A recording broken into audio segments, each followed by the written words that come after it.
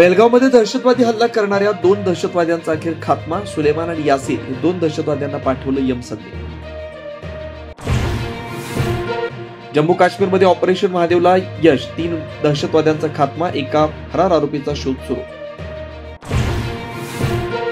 हल्ले थांबवा अशी पाकिस्तानने केली होती गयावया. संरक्षण मंत्री राजनाथ सिंह यांची लोकसभेतल्या चर्चेत माहिती.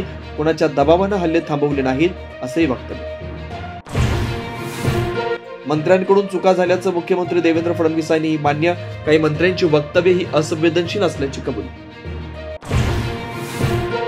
शक्यतो महायुती म्हणून स्थानिक स्वराज्य संस्थांच्या निवडणुका लढवणार. पक्षाच्या बैठकीत देवेंद्र फडणवीस यांची माहिती. मात्र काही ठिकाणी स्थानिक स्तरावर निर्णय घेण्याची मोकळीकता. ठाकरेंच्या आमदारांनी घेतली राज्यपालांची भेट. योगेश कदमांच्या आईच्या नावे सावली बार परवाना असल्याचे पुरावे. परवानगी राज्यपालांनी दिली. कलंकित मंत्र्यांच्या राजीनाम्याची मागणी. पुण्यातील खेवलकरांच्या बार्डी प्रकरणात ससून रुग्णालयाचा प्राथमिक अहवाल समोर. 7 पैकी प्रांजल खेवलकर आणि शिपाई यादव या दोघांनी मद्यप्राशन केल्याचा अहवालातून उघड. सूत्रांची माहिती.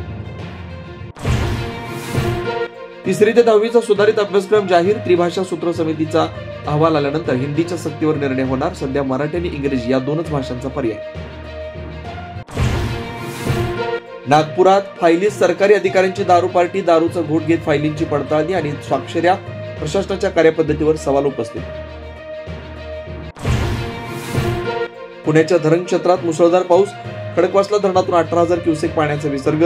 भिडे पूल पुन्हा एकदा पाण्याखाली.